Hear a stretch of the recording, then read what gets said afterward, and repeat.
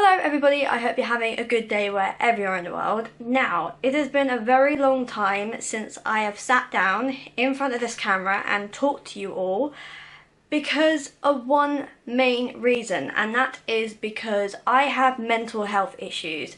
If you may or may not know from previous videos, I have discussed I have mental health from probably PTSD to anxiety and depression.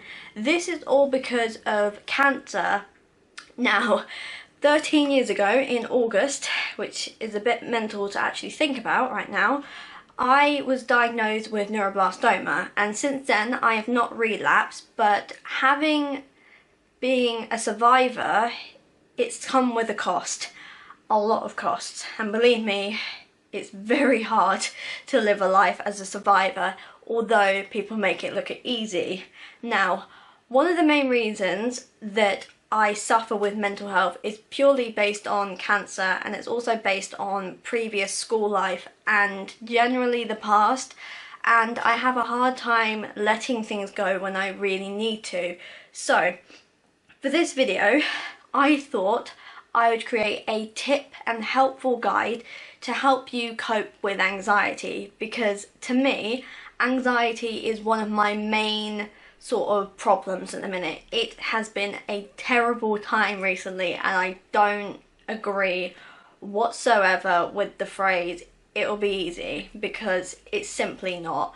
My anxiety is really hard to explain because so many people have so many different anxieties. It's hard to pick one and be like, that's my anxiety or this is my depression, but to me, my anxiety is more based on past experiences and now, so I don't really focus on the future because it scares me a little bit. And to be honest with you, I am not great with coping, although I have coped for quite a while now. So to me, being a survivor for 13 years and having coped this long, I thought I might as well share some sort of tips and advice with you, and if you take any of them on board, that's fine by me, but this is just a kind of guide to help you cope with anxiety. When I was growing up with anxiety, for me it was quite hard because you're trying to fit in at school and you're also trying to sort of make home life as easy as possible. And for me, because I'm homeschooled, it's easier now because I have time at home to sort of process things and make it easier for myself and for others around me.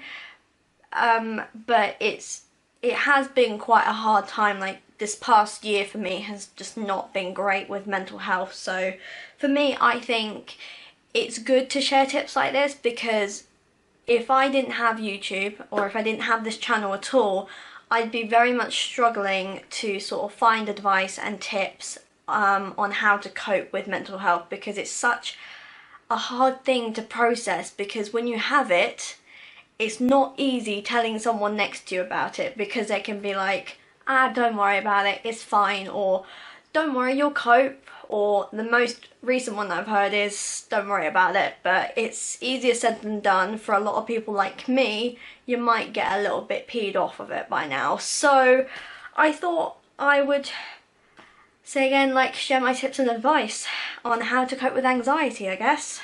So let's get to it. The number one thing that I normally do when I have an anxiety attack or when I'm feeling very, very anxious is to listen to music. Now, one small thing for me here is that I'm deaf, so this also compounds into the list of reasons why I get anxious a lot. And to me, hearing things all the time can help me sort of calm down in a nicer way.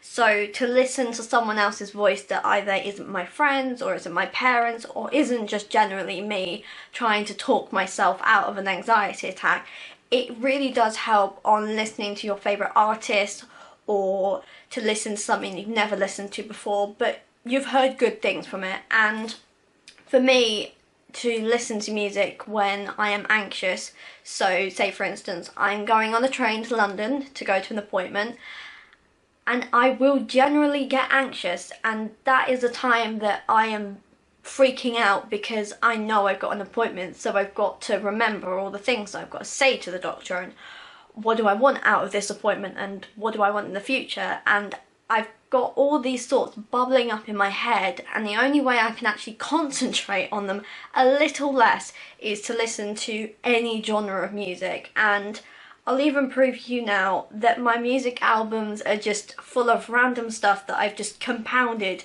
into the past few weeks. And the one I've been listening to very, very much is the Mamma Mia soundtrack. I haven't watched that film in like 9 years, but I love the soundtrack, and I think it's so uplifting and so happy that it's just, all the songs make you feel something that you don't relate to anxiety with. And oh gosh, there are so many here that I've just gone, yep, okay, this is in my albums now. One of the one of the albums that I have just listened to for the entire like half the year now is the Greatest Showman soundtrack. Now, I will say this to you now, if you listen to the soundtrack before you watch the film, which I highly suggest you don't, it's one of the greatest soundtracks I have ever heard in my entire life, and that's from different films that I've watched.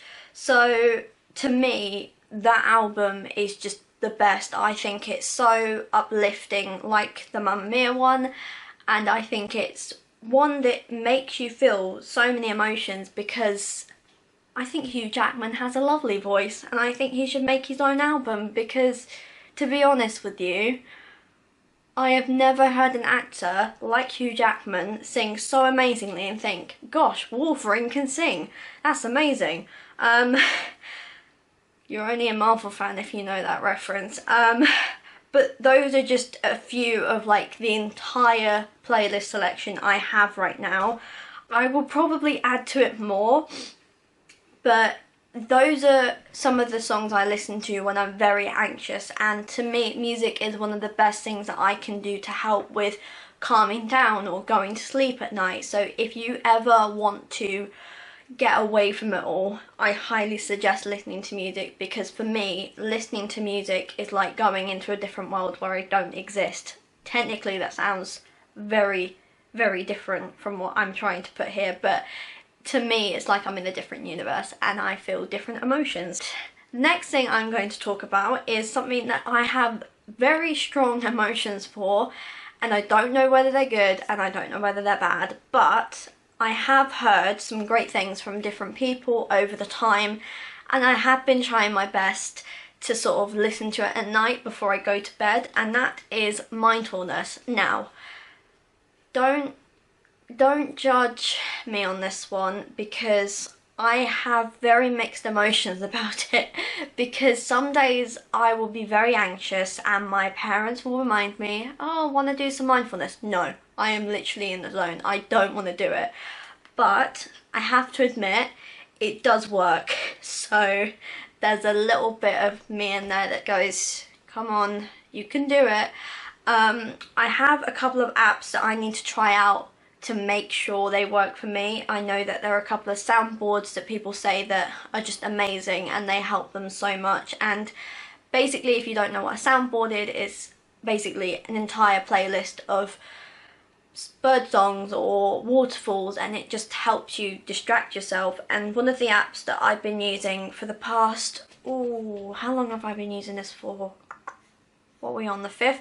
I reckon I've been using it for the past 6 to 7 months now, which is kind of weird to say that, but I got given this app from my psychologist at Gosh before I left, and they said to try different ones out and to see what helps you. And Headspace is an app that I can't even describe in words how good it is and how many options there are on here. Like, to be honest with you, I don't know how to even explain this app's purpose really. It's just incredible, and they have a couple of packages So they have basics 1, 2 and 3, and that is just to give you a simple guideline of how to relax a bit better. And then if you pay for a subscription, which believe me is a lot of money, but I stick with the free trial because I know what I like. They have so many different packs to help you get through stress. One of them is actually how to cope with cancer, and I think, to be honest with you, people like me, going back 13 years now, I wouldn't have understood mindfulness whatsoever, but for teenagers who go through cancer, you might want to look up Headspace and try and see if you can get a subscription, even if it's for like 30 days or something. Try the cancer one if you're struggling to come to terms with it, and I think it's amazing. And there are so many other packages, I can't go through all of them, but some of them are just set on like anger management, grief, loss of I don't know, leaving home or being a student, and then they've got sport ones, and it's just, there's so many different packages, and I think apps like these are great, but I would like them to be free. So if any of you have any suggestions on free apps that are like Headspace, but I don't have to pay 50 quid a month for a subscription, that would be great. So yeah, mindfulness and meditation can really help you, especially if you're like me and take melatonin every night to go to sleep and you can't relax. So I'd highly suggest doing that instead. But yeah, those are my thoughts on mindfulness. I will leave a link in the description to Calm, which is another one I need to try out because apparently that's meant to be really good, but I will try it and then get back to you.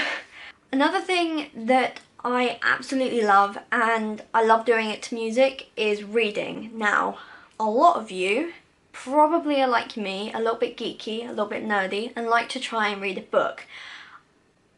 If you find me with a book, don't ever talk to me, because I will literally be in the zone and won't talk to anyone, because once I pick up a book that I can't put down, I basically will read it for the next portion of like 24 hours to make sure I know the ending. Because recently I've just read Love, Simon, which I need to watch the film too, and I love the book. I wasn't expecting the ending that it was going to have, and I was a little bit disappointed that the acknowledgements was there after the story finished, because I just thought it was more of the book. But to me, reading is an amazing part of my life.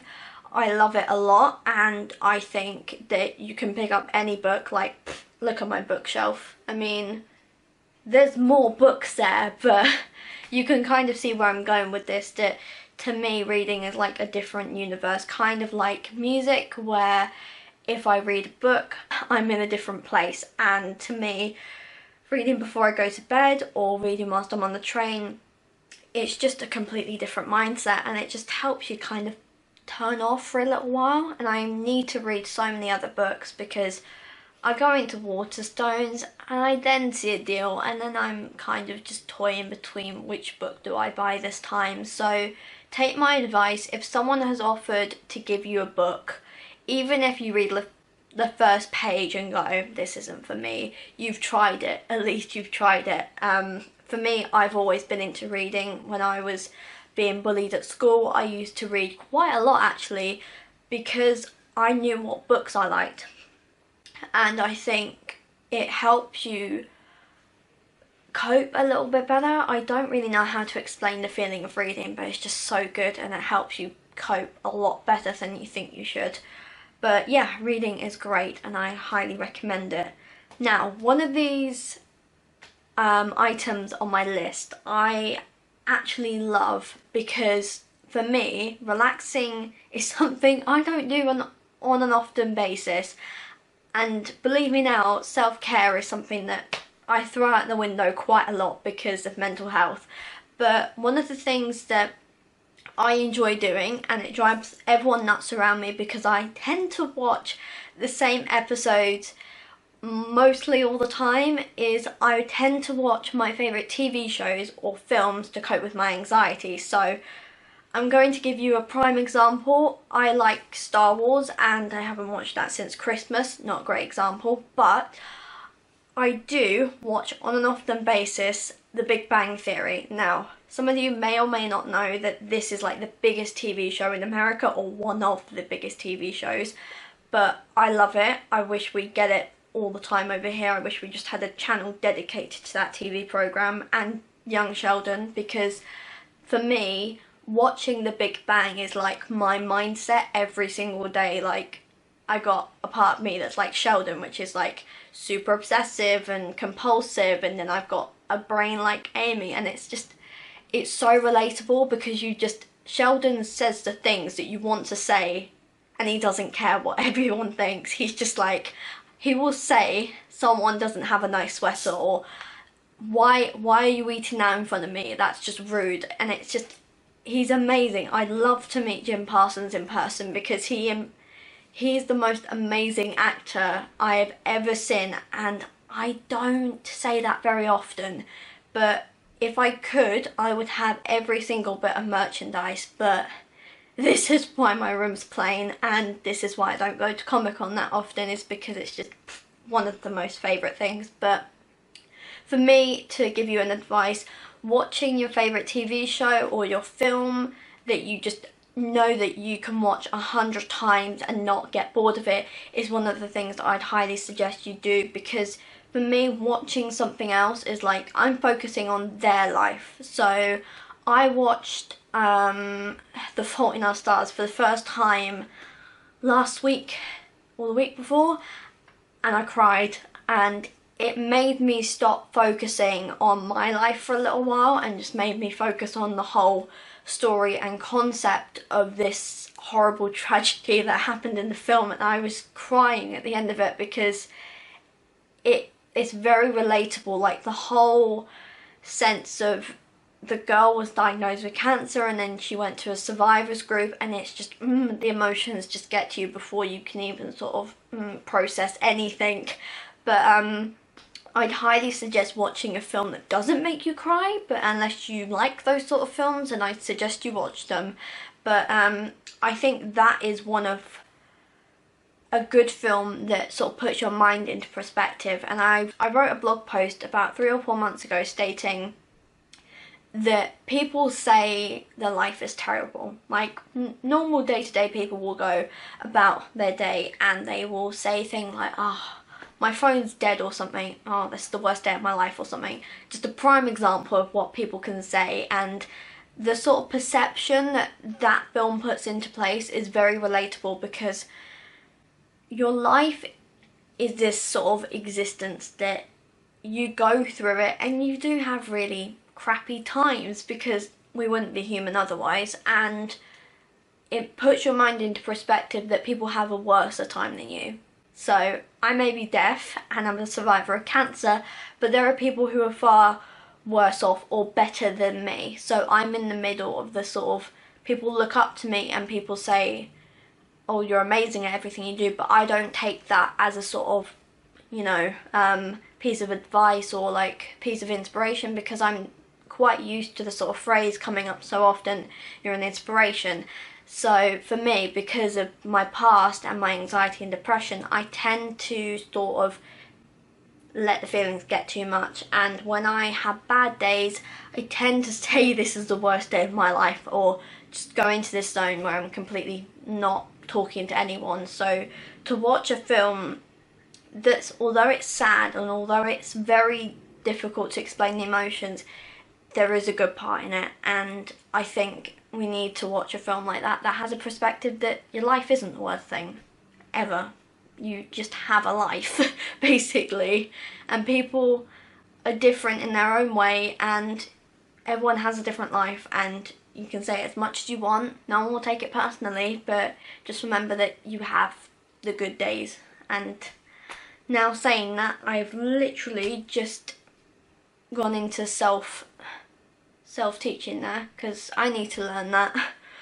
God, every video I make, I learn a new lesson. Oh, it's so confusing. The last thing I'm going to talk about before this video gets too long for me to edit is being in a quiet space.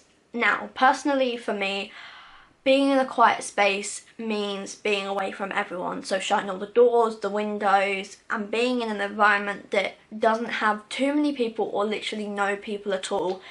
And for me, if I have a panic attack, I don't generally have it in front of people, because to me, that is the worst thing I could possibly do.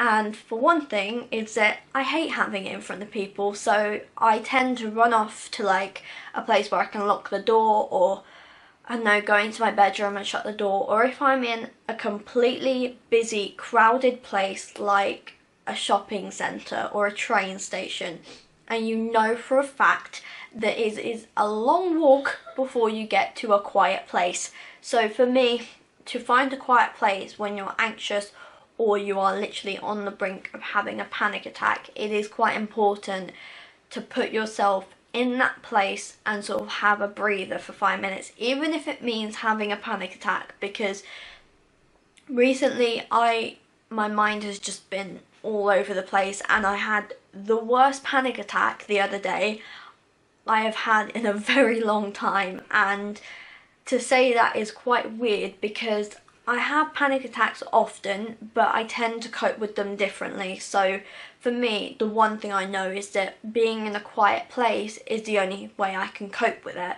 So if you are ever in a busy place like your work office or your school, or you are literally out in the forest and there are people around you and you feel so terrified and anxious, just excuse yourself. Even if that means you have to run to the bathroom and you need to lock all the doors to make sure no one comes in, do it. Because for me, it is a priority to keep myself in a contained space where I know I'm safe, I know I've got everything I need, I have my phone on me so I can call people and tell them I'm not doing well here, you've got to come and pick me up. It's all these little things that you can do to improve your time of being an anxious person. And it's okay to have anxiety, especially for women and men, because for me, the highest thing that I hate the absolute most is people having a stigma around mental health. And for me, this is why I don't hang around a lot of the time with people, is because of my mental health, and I can't process things often. So if I'm going out into a bus station, or I am going, I don't even know a prime example of what I'm talking about here, but just if I go anywhere, I know that there are people around me, and I will generally tend to get very anxious without like my mum or my dad or my brother or my friends around me. So to me, knowing that there is a quiet place somewhere, even if it's just literally hide behind a bus stop and literally just cry, that's fine. I don't care, because I know that if I'm very anxious, I don't want anyone watching me, because I feel very self-conscious when people sort of start asking, are you okay? Are you feeling alright? And you then start questioning this whole repetitive sort of situation of, I'm not fine, I need to get out of here. And the thoughts that run in my head on a day-to-day basis, if I'm out in public and I know there are people around and I'm waiting in a queue and I can see more and more people behind me when I'm trying to put stuff in my bag and exit the queue, I literally think I need to get out of here and I need to escape. And I've just literally had my chickens. But yeah, to me, finding a quiet place anywhere is just essential to try and help just that little bit, because I struggle so much with public situations. I hate them. If honestly, I detest them. And I honestly like to meet people like on a day-to-day basis, like old friends or new people. I'm generally quite chatty. It's getting me in that situation and then getting out of it is the one part where I'm like, no go, I can't do this. So rather than me rambling on for too long, I'd highly suggest a quiet place in a little, like, I don't know, nook and cranny, or even in the corridor, and when you shut the door, just cry, because it makes life just that little bit easier to kind of cope with things a bit better, and I think for me that is one of the best things that I can do to sort of help with my anxiety. Right, I hope you've enjoyed this video, guys. I know it was very long than usual, very long, much longer than usual. Do let me know what you think in the comments below, and I will see you all in the next video. Bye guys!